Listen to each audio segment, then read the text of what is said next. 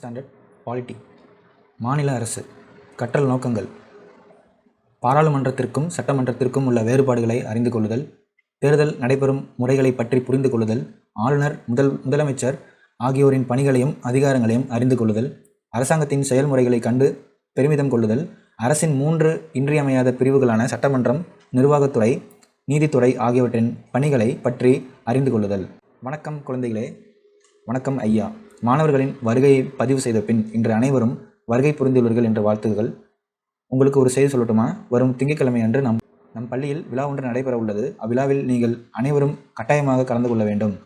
ஏதாவது கலை நிகழ்ச்சி நடைபெற உள்ளதா ஐயா?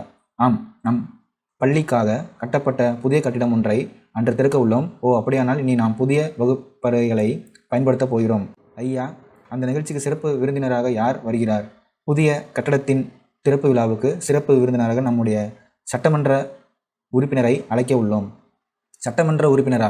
ஐயா, இந்த பெயரை நான் கேள்விப்பட்டுள்ளேன். ஆனால் அவர் யாரென்று எனக்கு தெரியவில்லையே. சொல்கிறேன். சட்டமன்ற பேரவைக்கு தேர்ந்தெடுக்கப்பட்ட மக்களின் பிரதிநிதிகளை சட்டமன்ற உறுப்பினர்கள் என்கிறோம். அவர்களுள் ஒருவர்தாம் நம் பள்ளி விழாவுக்கு வருகை தர உள்ளார். அவர் நம் தொகுதியின் சட்டமன்ற உறுப்பினர் ஆவார். சட்டமன்ற பேரவையா? அப்படி என்றால் என்ன? எங்களுக்கு விளக்குங்கள். ஓ, சொல்கிறேனே. முதலில் இந்த படங்களை பாருங்கள். புனித ஜார்ஜ் கோட்டை, சட்டமன்ற பேரவை, முதலமைச்சர், மற்ற அமைச்சர்கள் உள்ளிட்ட படங்களை ஆசிரியர் மாணவர்களுக்கு காட்டுகிறார். ஐயா, அது என்ன கட்டடம்? அது எங்குள்ளது? அது பார்ப்பதற்கு கோட்டையை போல் உள்ளதே. சரியாக சொன்னாய். இந்த கோட்டை சென்னையில்தான் உள்ளது. இதுதான் ஆங்கிலேயர்களால் இந்தியாவில் கட்டப்பட்ட முதல் கோட்டை. இந்த கோட்டையின் பெயர் புனித ஜார்ஜ் கோட்டை. தற்போது இக்கோட்டையில்தான் தமிழக சட்டமன்ற பேரவையும் தமிழக தலைமை செயலகமும் அமைந்துள்ளன. சட்டமன்றத்தில் உள்ள கீழவையில்தான் மாநிலத்தின் நலன் காக்கும் பல்வேறு திட்டங்களை செயல்படுத்துவதற்காக சட்டமன்ற உறுப்பினர்கள் அனைவரும் ஒன்று கூடி விவாதிப்பர். ஐயா, சட்டமன்ற பேரவையில் யாரெல்லாம் உள்ளனர்? சொல்கிறேன், நன்கு கவனியுங்கள். இந்தியாவில் உள்ள பல மாநிலங்களும் யூனியன் பிரதேசங்களும் தனித்தனியாக நிர்வாக அமைப்புகளை கொண்டுள்ளன. இந்தியாவில் எத்தனை மாநிலங்கள், யூனியன் பிரதேசங்கள் உள்ளன என்று உங்களுக்கு தெரியுமா? நான் சொல்லட்டுமா? நம் நாட்டில் 28 மாநிலங்களும் 8 யூனியன் பிரதேசங்களும் உள்ளன. யூனியன் பிரதேசங்களுள் இந்திய நாட்டின் தலைநகராக புதுதில்லியும் இதில் அடங்கும். சரிதானே ஐயா? மிக சரி. நான் ஏற்கனவே கூறியது போல இந்திய நாடு 2 வகையான அரசாங்கங்களை கொண்டுள்ளது. ஒன்று புதுதில்லியை தலைமையிடமாக கொண்டு செயல்படும் மத்திய அரசு, மற்றொன்று அந்தந்த மாநில அரசுகள். மத்திய அரசு மாநில அரசுகளுக்கிடையே அதிகாரம் பகிர்ந்தளிக்கப்பட்டு செயல்படுத்துவதையே கூட்டாட்சி முறை என்கிறோம். நம் இந்திய நாடு நாடாளுமன்ற மக்களாட்சி அமைப்பை கொண்டுள்ளது. அரசாங்கம் நல்ல முறையில் நடைபெறுவதற்காக இந்திய குடியரசுத் தலைவரும் இந்தியாவின் பிரதம மந்திரியும் அந்தந்த மாநில ஆளுநர் மற்றும் முதலமைச்சர்களும் பொறுப்புடன் செயல்படுகின்றனர். இத்தகைய அமைப்பு முறையை தான் மத்திய அரசாங்கம் என்கிறோம். மாநிலத்திற்கென தனி அரசாங்கம் உள்ளதா ஐயா? ஆமாம், இந்தியாவில் உள்ள அனைத்து மாநிலங்களிலும் யூனியன் பிரதேசங்களிலும் தனித்தனியாக அரசாங்க அமைப்பு உள்ளது. இந்த அமைப்பில் ஆளுநர், முதலமைச்சர் மற்றும் அமைச்சர்கள் உள்ளனர். பாராளுமன்ற பேரவையில் உள்ளவர்களை பாராளுமன்ற உறுப்பினர் பாவு எனவும், சட்டமன்ற பேரவையில் உள்ளவர்களை சட்டமன்ற உறுப்பினர்கள் சம உ எனவும் கூறுகிறோம். ஆகவே நம் இந்திய அரசமைப்பில் மத்திய அரசும் மாநில அரசுகளும் இணைந்தே செயல்படுகின்றன. ஓ, அப்படியானால் நம் பள்ளியில் நடைபெறவுள்ள விழாவை சம உ, அதாவது சட்டமன்ற உறுப்பினர்கள் தான் தொடங்கி வைக்கிறாரா? அவரை யார் நியமிக்கிறார்கள்? சட்டமன்ற உறுப்பினர்களை யாரும் நியமிப்பதில்லை. அவர்கள் பொது தேர்தல் மூலம் மக்களால் தேர்ந்தெடுக்கப்படுகிறார்கள். நாம் முந்தைய வகுப்புகளில் அரசியல் கட்சிகளை பற்றி அறிந்து கொண்டது நினைவில் இருக்கிறதா? அத்தகைய அரசியல் கட்சிகள் தான் தேர்தலில் குறிப்பிடத்தக்க அளவில் பங்கேற்கின்றன. தேர்தலுக்காக நாடு மக்கள் தொகையை பொறுத்து பல பகுதிகளாக பிரிக்கப்படுகின்றன. ஒவ்வொரு தொகுதியிலும் தங்களுடைய வேட்பாளரை அரசியல் கட்சிகள் நிறுத்துகின்றன. அந்த தொகுதியை சேர்ந்த 18 வயது நிறைவடைந்த வாக்காளர்கள் தங்கள் வாக்குகளை தங்களுக்கு பிடித்த வேட்பாளர்களுக்கு அளிக்கின்றனர். அதிக எண்ணிக்கையில் வாக்குகள் பெறும் வேட்பாளரே வெற்றி பெறுகிறார். அவ்வாறு வெற்றி பெற்றவரையே சட்டமன்ற உறுப்பினராக தேர்ந்தெடுக்கிறோம். தேர்தல்களை நடத்துவதும் அவற்றை கண்காணிப்பதும் இந்திய தேர்தல் ஆணையத்தின் பணியாகும்.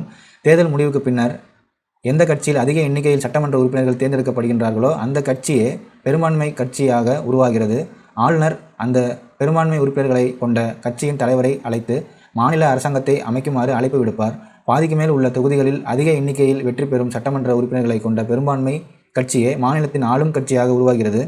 பெரும்பான்மை கட்சிக்கு அடுத்த நிலையில் அந்த கட்சியில் அதிக உறுப்பினர்கள் உள்ளனரோ அவர்களை கொண்டு சட்டமன்ற பிரதான எதிர்க்கட்சி உருவாகிறது. ஆளும் கட்சியை சேராத வேறு பல கட்சிகளை சார்ந்த சட்டமன்ற உறுப்பினர்கள் எதிர்க்கட்சியினர் என அழைக்கப்படுவர். ஐயா, நீங்கள் கூறும் செய்திகள் எங்களுக்கு மிகுந்த ஆர்வத்தை தருகின்றன. மாநில அரசாங்கத்தில் யாரெல்லாம் இடம் பெறுவார்கள் என்று கூறுங்கள். சொல்கிறேன். ஆளுநர் முதலமைச்சர், அமைச்சர்கள் ஆகியோர் இருப்பர். இந்திய குடியரசுத் தலைவர் 5 ஆண்டுக்கு ஒரு முறை ஆளுநரை நியமிப்பார். அந்த ஆளுநர் பெரும்பான்மை உறுப்பினர்களை கொண்ட ஆளும் கட்சியின் தலைவரை முதலமைச்சராக நியமிப்பார். ஆளுநருடன் முதலமைச்சர் ஆலோசித்து தம் கட்சியின் உறுப்பினர்களை கொண்டு அமைச்சரவையை, அதாவது மந்திரி சபையை உருவாக்குவார். அந்த அமைச்சரவை மாநிலத்தில் 5 ஆண்டு ஆட்சி புரியும். ஐயா, நான் ஆளுநராகவோ முதலமைச்சராகவோ வர முடியுமா? ஏன் முடியாது? நீங்களும் வரலாம்.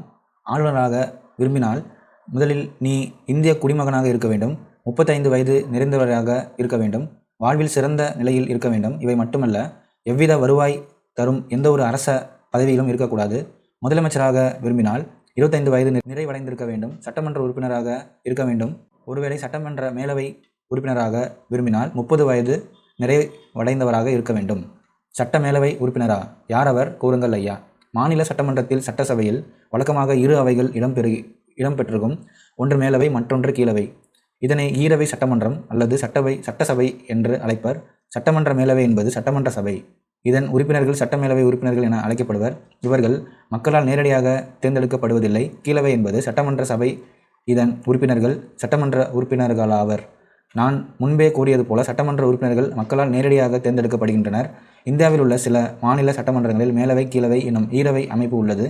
ஆனால் நம் தமிழ்நாட்டில் கீழவை மட்டுமே உள்ளது. இதனை ஓரவை சட்டமன்றம் என்பர். ஓ, அப்படியா? நன்கு புரிந்து கொண்டோம் ஐயா. ஆளுநர், முதலமைச்சர் ஆகியோரின் அதிகாரங்களையும் பணிகளையும் பற்றி எங்களுக்கு எடுத்து சொல்வீர்களா? ஓ, கட்டாயம் சொல்கிறேன். மாநில சட்டமன்றத்தின் அல்லது ஒருங்கிணைந்த பகுதியாக ஆளுநர் செயல்படுகிறார். இவர் மாநில நிர்வாகத்துறையின் தலைவராகவும் மகத்தான அதிகாரங்களை உடையவராகவும் திகழ்கிறார். மாநில அரசாங்கத்தின் அனைத்து நிர்வாகத்துறை நடவடிக்கைகளும் ஆளுநரின் பெயரால் நடைபெறுகின்றன. மாநிலத்தில் உள்ள அரசு பல்கலைக்கழகங்களின் வேந்தராகவும் அவர் இருக்கிறார். மாநில சட்டத்துறையால் இயற்றப்படுகிற அனைத்து சட்ட முன்வரைவுகள், மசோதாக்களும் அவரின் ஒப்புதலுக்கு பின்னரே சட்டமாகின்றன. மாநில தலைமை வழக்கறிஞர், மாநில பணியாளர் தேர்வாணையத்தின் தலைவர், உறுப்பினர்கள், மாநில தலைமை தேர்தல் ஆணையர், அரசு பல்கலைக்கழகங்களின் துணைவேந்தர்கள் போன்றோரையும் ஆளுநரே நியமிக்கிறார். மாநில நிர்வாகத்துறையில் பெயரளவு தலைவராக ஆளுநர் செயல்படுகிறார். மாநில நிர்வாகத்துறையின் உண்மையான தலைவராக முதலமைச்சர் செயல்படுகிறார். முதலமைச்சர் தனது அமைச்சர்களுக்கு இலாக்காக்களை ஒதுக்கீடு செய்கிறார். அமைச்சர்கள் தனிப்பட்ட முறையிலும் கூட்டாகவும் மாநில சட்டசபைக்கு பொறுப்புடையவர்களாக உள்ளனர். அவர்கள் அனைவரும் முதலமைச்சரின் தலைமையின் கீழ் ஒரு குழுவாக இணைந்து செயல்படுகின்றனர். மக்களின் நலனுக்காக திட்டங்களையும் கொள்கைகளையும் முதலமைச்சர் வகுக்கிறார். அரசாங்கத்தில் சட்டமன்றம், நிர்வாகத்துறை, நீதித்துறை எனும் 3 பிரிவுகள் உள்ளன. சட்டமன்றம் சட்டங்களை இயற்றுகிறது, நிர்வாகத்துறை சட்டங்களை செயல்படுத்துகிறது, நீதித்துறை சட்டங்களை நிலைநாட்டுகிறது. ஐயா, நீதித்துறை என்று நீங்கள் குறிப்பிடுவது நீதிமன்றங்களா? ஆம், நாம் மாநில அளவில் மிகப்பெரிய நீதித்துறை அமைப்பாக இருப்பது உயர்நீதிமன்றம். இவ்வமைப்பு சுதந்திர தன்மையுடன் செயல்படுகிறது. இந்திய அரசியலமைப்பின்படி ஒவ்வொரு மாநிலத்திலும் ஓர் உயர்நீதிமன்றம் உண்டு. மாநில உயர்நீதிமன்றத்தில் ஒரு தலைமை நீதிபதியும் மற்ற நீதிபதிகளும் இருப்பர். உயர்நீதிமன்றத்தில் உள்ள நீதிபதிகளின் எண்ணிக்கை எல்லா மாநிலங்களிலும் ஒரே மாதிரியாக இருப்பதில்லை. குடியரசுத் தலைவரால் தலைமை நீதிபதி நியமிக்கப்படுகிறார். தலைமை நீதிபதி தமக்கு 62 வயது ஆகும் வரை அந்த பதவியில் இருப்பார். உயர்நீதிமன்றத்தை தவிர மாவட்ட அளவில் நீதிமன்றங்களும் தீர்ப்பாயங்களும் உள்ளன. அவை எவ்வித சார்புமின்றி மக்களுக்கு நீதி வழங்குவதை உறுதி செய்கின்றன. அவை மட்டுமல்லாமல் குடும்ப நல நீதிமன்றங்களும் உள்ளன. அவை திருமணம் அல்லது குடும்பம் தொடர்பாக எழும் சண்டை சச்சரவுகளை தீர்த்து வைக்கின்றன. எங்களின் ஆர்வத்தை தூண்டும் வகையில் இன்றைய பாடம் அமைந்தன. மிக்க நன்றி ஐயா. நான் கூறுவதை கவனத்துடன் கேட்ட உங்களுக்கும் என் நன்றியை தெரிவித்துக் கொள்கிறேன்.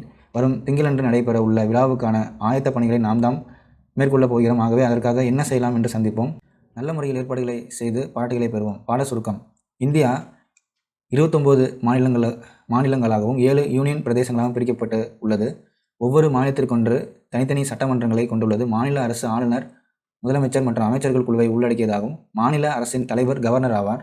ஆளுநர் 5 ஆண்டுகளுக்கு குடியரசுத் தலைவரால் நியமிக்கப்படுகிறார். சட்டமன்றத்தின் ஒருங்கிணைந்த பகுதியாக செயல்படுகிறார். மாநில அரசின் நிர்வாக அதிகாரம் முதலமைச்சரிடம் உள்ளது. பெரும்பான்மை கட்சியின் தலைவர் முதலமைச்சராக நியமிக்கப்படுகிறார். முதலமைச்சர் மற்றும் அமைச்சரவை குழுவினர் சட்டமன்றத்திற்கு கூட்டு பொறுப்புடையவர்கள் ஆவர். உயர்நீதிமன்றம் மாநில அரசின் உச்சபட்ச நீதி அமைப்பு. உயர்நீதிமன்றம் மாநிலத்தின் ஒட்டுமொத்த பரப்பிற்குமான அதிகார எல்லை உடையது. சொற்களஞ்சியம்: 10th பாலிட்டி, மாநில அரசு.